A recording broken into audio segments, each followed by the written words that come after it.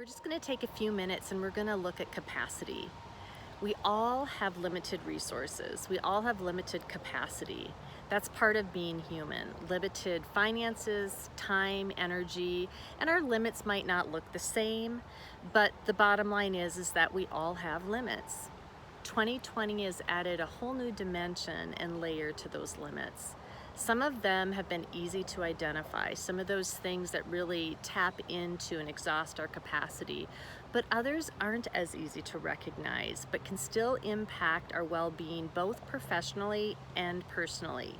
So today we're going to look at what are possibly 3 ways that we can shift our mind, our mindset, and reframing challenges, and can be capacity filling and building resiliency versus depleting. So when I'm speaking about capacity right now, I'm going to be focusing in on emotional capacity, mental capacity, and physical capacity.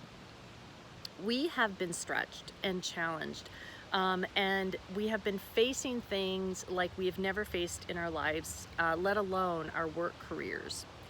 World, national, local, personal events that are really impacting our capacity to show up with resiliency and grace, not only for ourselves, but for those that we lead and those that we love. This intensity typically will lead us to a response that can be a fight, flight, or freeze. And it's important for us to identify this because we're not talking about a sprint right now. We're looking at a marathon with this. So what could be another option for us when we face things that drain our capacity, that tap into our resources and deplete them? We can ask relevant questions. Questions that help us to frame the challenges or obstacles or even losses into potentially an unexpected opportunity. Here's 3 questions that can jumpstart us with that mind shift, and they focus on you and I taking action, not just talking or thinking about it, but taking action. It's being curious, it's being creative, and it's being collaborative. Curious, intentionally stepping back to be able to think about what could be, what are possibilities for the future. This means that we have to move away from that's how we've always done it, or thoughts of that won't work, because those things are going to deplete curiosity, and we need curiosity when we're facing problems or challenges, especially new ones. So asking ourselves, what do we want more of? What do we want to move towards? Creative. After naming what it is that you want to move forward with or want more of in your business or in your life, beginning to ask yourself, what's the next right step to move you forward? What resources might I be able to leverage to be able to move me forward to that desired outcome? And how am I leveraging my natural strengths or talents or life experiences and work experiences to fuel you forward? Collaborative. We need to be thinking collaboratively when we're facing challenges, especially the unique ones that are in front of us right now.